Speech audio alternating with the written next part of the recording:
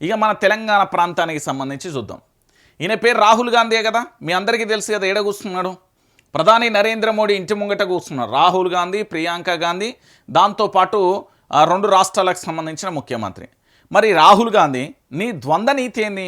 ఢిల్లీలో ఆందోళన చేస్తున్నావు, తెలంగాణలో అణచివేత జరుగుతుంది. మరి దీనికి సమాధానం ఏది? ఢిల్లీలో ఆందోళన చేస్తున్నావు, దేశానికి సంబంధించిన ప్రధాని నరేంద్ర మోడీ ఇంటి ముందు కూర్చొని నిరసన వ్యక్తం చేస్తున్నావు. కానీ తెలంగాణలో మీ యొక్క నీతి ఏంది? మీ ద్వంద్వ నీతి ఏందో చెప్పు. మరి ఇక్కడ అణచివేతకు రేవంత్ పాలనలో జాబ్ నోటిఫికేషన్లు అడిగితే లాటిఫికేషన్, నిరుద్యోగుల మీద ఇప్పటికీ 7 సార్లు పోలీసులు లాఠీ చార్జ్ చేసిండు. ఇప్పటి వరకు ఒక్కసారైనా నోరు మెదపని రాహుల్ గాంధీ ఢిల్లీలో కన్నెర్ర చేసి ఇక్కడ కళ్ళు మూసుకోవడం ఎందుకు? కేంద్రంలో విద్యాశాఖ మంత్రి రాజీనామా చేయాలంటే మరి విద్యాశాఖ దగ్గర పెట్టుకున్న రేవంత్కు అది వర్తించదా? రాహుల్ గాంధీ మౌనం వెనుక ఇక్కడి మూటలే కారణమా అంటూ కూడా ఒక సంచలనాత్మకమైన కథనం ఇది నా భాషలో. అయితే ఎందుకు నేను ఈ మాట చెప్తున్నానంటే, ఢిల్లీలో నీట్ పేపర్కు సంబంధించిన లీకేజీ జరిగింది. అది దేశవ్యాప్తంగా రచ్చ మొదలైంది. దానికి కాక్రోచ్ పార్టీ ఉద్యమం శ్రీకారం చుట్టింది, ధర్నా చేసింది, రాస్తారోకో చేసింది, నిరసన వ్యక్తం చేస్తూ ఆఖరికి పార్లమెంట్ ముట్టడి, ఆ తర్వాత లాఠీచార్జ్, ఆ తర్వాత విపక్షాలు రంగంలోకి దిగినాయి. మరి ఈ తెలంగాణలో మీరు ఏడాదికి 2 లక్షల ఉద్యోగాలని చెప్తే ఇక్కడి యువత పూర్తి స్థాయిలో కూడా ఆందోళన వ్యక్తం చేసింది. ఇక్కడి యువత పోరాటం చేసింది.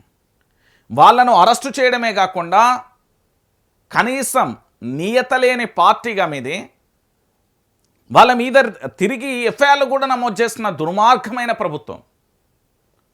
చదువుకొని ఉద్యోగాలు చేస్తారన్న యువతను, వాళ్ళను పూర్తి స్థాయిలో కూడా చదువుకొని ఉద్యోగాలు చేస్తారన్న యువతను ఎఫ్ఐఆర్లు నమోదు చేసి వాళ్ళని రోడ్ల మీద తిరిగే పరిస్థితి తీసుకొచ్చింది రేవంత్ సర్కార్. నిజం ఇది. ఒక్క మాటలో చెప్పాలంటే నిరుద్యోగులకు సంబంధించి చాలా వరకు కూడా నేను 2014 నుంచి కూడా చూస్తూ వస్తున్నాను. అప్పటి నుంచి ఉద్యోగాల కోసం కొట్లాడుతున్న వారు ఇప్పటికీ కనిపిస్తున్నారు. కొత్తగా కొట్లాడుతున్న వారు రీసెంట్గా కనబడుతున్నారు రేవంత్ సర్కార్ వచ్చిన తర్వాత. కానీ ఎంత పోరాటం చేసినా ఏం చేసినా కూడా రేవంత్ రెడ్డి ప్రభుత్వాన్ని నమ్మి ఓటేసిన తర్వాత ఏడాదికి 2 లక్షల ఉద్యోగాలు ఏవైతే చెప్పిర్రో ఆ 2 లక్షల ఉద్యోగాలను పూర్తి స్థాయిలో ఫుల్ఫిల్ చేయకపోవడంతో దేశవ్యాప్తంగా కాదు, గతంలో చాలా వరకు కూడా ఉద్యమానికి శ్రీకారం చుట్టారు. జంతర్ మంతర్ వద్ద ఆందోళన కానీ, రాహుల్ గాంధీకి లేఖలు రాయడం కానీ, రాహుల్ గాంధీని కలిసే ప్రయత్నం కానీ ఇవన్నీ కూడా జరిగిపోయినాయి కదా. మరి ఈరోజు మన రాష్ట్రంలో నిరుద్యోగుల మీద ఇప్పటికీ 7 సార్లు లాఠీ చార్జ్ అయింది కదా. మరి దీనికి కూడా ఎవరు? రాహుల్ గాంధీ స్పందించాలి కదా. కాంగ్రెస్ డ్రామా, విద్యార్థుల ఉద్యమం క్రెడిట్ను చోరీ చేసేందుకు యత్నం. 31 రోజుల తర్వాత తీరిగ్గా ఫీల్డ్లోకి దిగిన రాహుల్ గాంధీ దేశ చరిత్రలో తొలిసారి ప్రధాని ఇంటి ముందు విపక్షం ధర్నా. బీజేపీతో కలిసి రాహుల్ డైవర్షన్ గేమ్ ఆడుతున్నారన్న ఆపు. కేంద్రంపై నిరసనకు రేవంత్ దూరం. ఢిల్లీలో కాంగ్రెస్ ధర్నాకు కర్ణాటక, కేరళ ముఖ్యమంత్రులు. బిజీ షెడ్యూల్ అంటూ ముఖం చాటేస్తున్న తెలంగాణ సీఎం బీజేపీకి వ్యతిరేకంగా వెళ్ళడం ఎందుకనే దూరంగా ఉన్నారంటే అవును.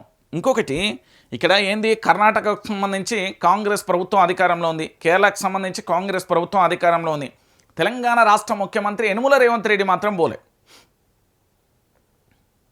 ఎందుకంటే మనోడు కనుక పోయి ధర్నాలు కూకుంటే తెల్లారి ఓటుకు నోటు కేసు రీఓపెన్ అవుతుంది. భారతీయ జనతా పార్టీ యాక్షన్ మొదలు పెడితే ఇక్కడ ప్రభుత్వం పోతుంది. ఎందుకంటే వాళ్ళ లోపలనే, కాంగ్రెస్ పార్టీ లోపలనే అంతర్గతంగా గట్టిగా చర్చ నడుస్తుంది. ఎప్పుడు ఆ అగ్ని కీలలు, అగ్ని జ్వాలలు పగిలిపోతాయో కూడా తెలియదు, బద్దలైతాయో తెలియదు. అట్లా కాంగ్రెస్ పార్టీ బయటికి మాత్రం కనబడుతుంది కానీ లోపల మాత్రం రగిలిపోతుంది. ఎందుకంటే మంత్రులకు ముఖ్యమంత్రి మీద నమ్మకం లేదు, ముఖ్యమంత్రికి మంత్రుల మీద నమ్మకం లేదు, ఎమ్మెల్యేలకు మంత్రుల మీద నమ్మకం లేదు. అల్టిమేట్గా అదే జరుగుతుంది ఇక్కడ. మీరు చూడుర్రి, లాఠీ చార్జ్ ప్రజాస్వామ్య మార్గం కాదు. ప్రశ్నలు అడిగినందుకు యువతను కొట్టడం సరైంది కాదు.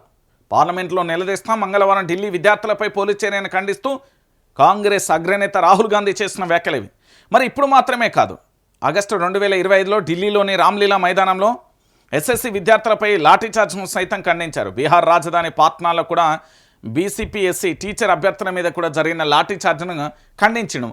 మరి తెలంగాణలో జరిగిన నిరుద్యోగుల మీద జరిగిన లాఠీచార్జ్ను ఎందుకు ఖండించలే? దీని గురించి ఒకసారి సమాధానం చెప్పాలి కదా సారు. తెలంగాణలో జరిగిన నిరుద్యోగుల మీద జరిగిన లాఠీ చార్జ్ను ఎందుకు ఖండించలేదు? రాహుల్ గాంధీ అంటే కేవలం ఢిల్లీకి సంబంధించి వాళ్ళ యొక్క భాష ప్రాతిపాదిక రాష్ట్రాలకే ప్రాతినిధ్యం వహిస్తాడా, లేదా మా తెలంగాణ రాష్ట్రానికి కూడా ఆ పార్టీ ప్రాతినిధ్యం వహిస్తుందా? ఇక్కడ ముఖ్యమంత్రిగా మీ వాళ్ళు ఉన్నారని మాట్లాడడం లేదా, లేదా మీ పార్టీకి సంబంధించి చేస్తున్న అణిచివేతను చూసి ఎందుకులే అనుకుంటున్నారా, లేదా కేటీఆర్ ప్రకటించినట్టు చాలా సందర్భాలలో చెప్పినట్టు ఇక్కడ నుండి మూటలు ఏమన్నా అందుతున్నాయి? ఇది రాహుల్ గాంధీ తీరిగా ఆలోచించుకొని చెప్పు, నీకు మస్తు టైం ఇస్తాను నేను. ఎందుకంటే పూర్తి స్థాయిలో కూడా తెలంగాణలో ఒకటి, మళ్ళీ ఇంకొకటి ఏంటంటే పూర్తి స్థాయిలో కూడా జాతీయ స్థాయిలో ఒకటి, రాష్ట్ర స్థాయిలో ఒకటి నడుస్తుంది.